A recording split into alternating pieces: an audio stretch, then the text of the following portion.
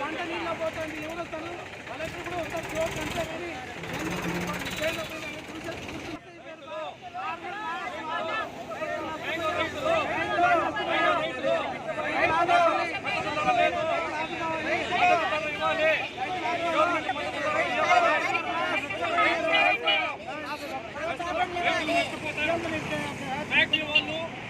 ప్రభుత్వం అందరూ కుమ్మక్కయ్యి రైతులు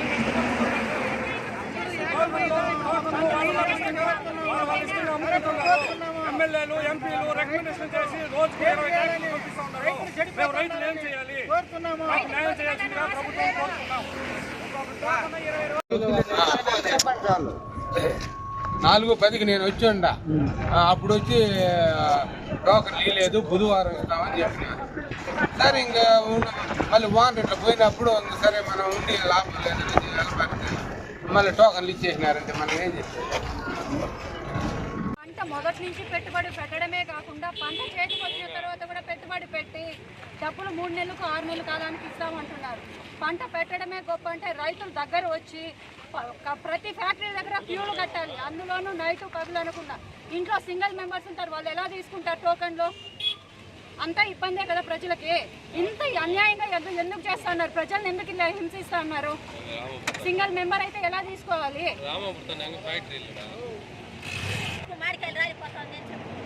పంట చేతికి వచ్చింది, పంట మొత్తం నాశనం అయిపోతుంది. టోకన్లకి ఈ నెల ఎప్పటి నుంచి అయితే టోకన్లు ఇస్తున్నారో ప్రతిరోజు వస్తున్నాము. మీరు వచ్చింది ఆలస్యమైంది, ఇక్కడ లేదు అక్కడ లేదని ప్రతి ఫ్యాక్టరీ దగ్గర తిరుగుతూ ఉన్నాం. ఎక్కడ ఇస్తారు మాకు? ఎవరు తీసుకుంటారు? పంట ఇలా నాశనం చేస్తే రైతులు ఎలా బాగుపడాలి? ప్రభుత్వం ఇచ్చిన ధరగా మీకు ఇస్తుందా? అది కూడా తెలియదు. ఒక్కొక్క ఫ్యాక్టరీలో ఒక్కొక్క రేట్ తక్కువకి ఇస్తాము అంటున్నారు. ఏ ఫ్యాక్టరీ ఎంత ఇస్తారనేది కన్ఫర్మ్ తెలియదు. ప్రజలు ఎలా బతకాలి? పెట్టుబడి పెట్టడమే కాకుండా పంట చేతికి వచ్చిన తర్వాత కూడా మళ్ళీ పెట్టుబడి పెట్టాలి అంటే అందరూ ఉన్న రైతులే కాదు కదా. మాది పట్నం పంచాయతీ గ్రాస్ రోడ్ పైపల్లె మామిడికాయల తోలుకు వచ్చాము. రెకమెండేషన్తో టోకెన్ ఇచ్చారు. మా టోకెన్ ఎత్తుకుపోతే నీకు టోకెన్ ఇచ్చినారు కదా, 3 సార్లు 5 సార్లు ఈస్ట్ బయట వేసినారు. నేను కొట్లాడి మళ్ళీ వేరే మనిషిని పట్టుకొని టోకెన్ తీసుకుంటే 18 బుష 19 బుష 20 బుష 21 తేదీకి ఇచ్చినారు. ఇప్పుడే 3/4 భాగం కాయ రాలిపోయింది. ఏం చేయమంటారు మమ్మల్ని? సవాళ్ళ బతకల్లా? ఫార్మర్ అసోసియేషన్తో ఏమనగా ఈరోజు టోకన్స్ ఇవ్వడానికి కూడా క్రష్ ఎక్కువైంది. ఈరోజు రేపు టోకన్స్ ఇస్తూ చాలా వాళ్ళు కొట్టుకొని బీపీ షుగర్ పేషెంట్లు కూడా తీసుకోలేక ఎంతోమంది వెనక్కి తిరిగిపోయిన సంఘటన అనేది మనం చూస్తున్నాము. ఈరోజు అయితే మామిడి పంట ఏదైతే బాగా పక్వానికి వచ్చినాక అట్లే చేనులోనే మొత్తం పోతా ఉంది. ఎవరు కానీ పెస్టిసైడ్లు కొట్టడానికి కానీ 5 సార్లు పెస్టిసైడ్లు కొట్టడానికి 5 లక్షల రూపాయలు దాకా అవుతుంది. ఎందుకనగా దున్ని క్లీన్ చేసే కొందికి మాకు 6-7 లక్షలు అయ్యి ఇటువంటి పంట పెంచుకొని తోతాపురి మామిడికాయలు పలుపు కోసము ఎక్కడున్న కంటైనర్లతో మామిడికాయలు ఇచ్చి వాళ్ళకు ఇంపార్టెన్స్ ఇస్తారు. కానీ లోకల్ ఫార్మర్కి ఎవరు కూడా ఇంపార్టెన్స్ ఇయ్యరు. వాళ్ళు సూసైడ్ చేసుకొని ఇంట్రెస్ట్ ఎక్కువైపోతుంది. వడ్డీలు తెచ్చి పెట్టుకొని ఇదే చెప్తున్నా. యూనిఫామ్లో కాకుండా ఒక రైతుగా నేను మాట్లాడుతున్నా. ఈరోజు మాకు కూడా 5 లక్షలు అయింది, పెట్టుబడి కూడా రాక మొత్తం పంట నీళ్ళ పోయినట్లు మొత్తం మా చేనులోనే పడిపోయింది. 2-3 లోట్లు దాకా. మేము కలెక్టర్ గారిని విజ్ఞప్తి చేస్తున్నాం, వచ్చిన వాళ్ళు రిక్వెస్ట్ చేస్తున్నాం, మమ్మల్ని ఆదుకోవాలా, ఫార్మర్స్ని ఆదుకోవాలని డిమాండ్ చేస్తున్నాము.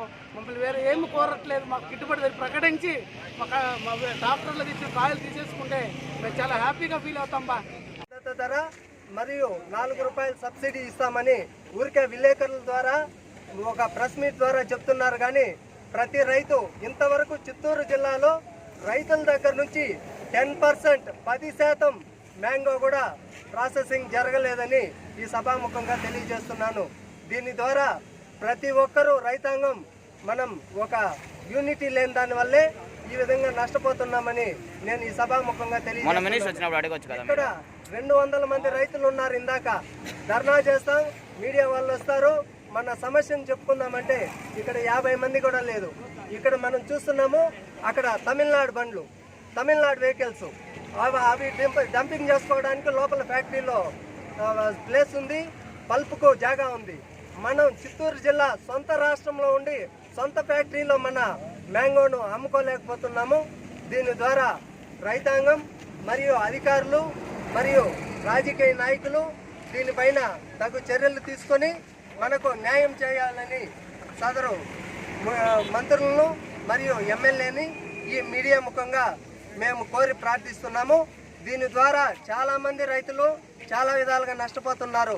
ఎందుకంటే మామిడి సంవత్సరానికి ఒక పంట, ఆ సంవత్సరానికి ఒక పంట మీద ఎన్నో అప్పులు చేసి ఎంతో ప్రయాసతో రైతులు ప్రతిరోజు ఎదురు చూస్తుంటారు.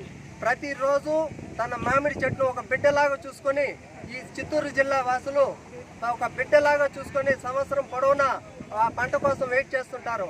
అట్లాంటి పంట నష్టపోతే మాకు మరణ శిక్ష మరియు ఆత్మహత్య చేసుకోవడమే శరణ్యం అట్లని చెప్పి మీడియా ముఖంగా తెలియజేస్తున్నాను. రైతులు వచ్చి పాల్గొన్నారు కదా, రైతులు మాట్లాడిస్తేనే కదా మేము రైతులు వచ్చి చాలా మంది పాల్గొన్నారు. మేము కూడా ఉన్నాము అక్కడ మీడియా చెప్తేనే కదా సార్ మేము రైతులు ఆడే మినిస్టర్ దగ్గరికి వెళ్ళడానికి. మినిమం ప్రైస్ లేదా అన్నా ఇక్కడ మాట్లాడినా నా దగ్గర మాట్లాడినా మొన్న మినిస్టర్ వచ్చినప్పుడు ఎంత మందికి మీడియా ద్వారా మీరు కూడా తెలియజేశారు సార్? మేము తెలియజేయకుండానే వస్తుంది మీకు వార్తలో. రైతులు మీ సమస్యను తెలియజేయండి, మినిస్టర్ వస్తా ఉన్నాడు, అది వచ్చి మీరు వచ్చి అడగాలి, మీరు అడగాలి, మేము కాదు అడిగేది. మీ సమస్య మీరు అడగాలి. చెప్పడం ఇందాక యూనియన్ లేదు కాబట్టి రైతులు ఈ విధంగా నష్టపోతున్నారు. రైతుల కోసమే వచ్చింది మొన్న. లేదు, రైతుల్లో మామిడి యూనియన్ కూడా లేదు. ఆ యూనియన్ చేసిన రోజు రైతు బాగుపడతాడు. సరే ఇప్పుడు పర్మనెంట్ లేకుండా వాహనాలను ఎలా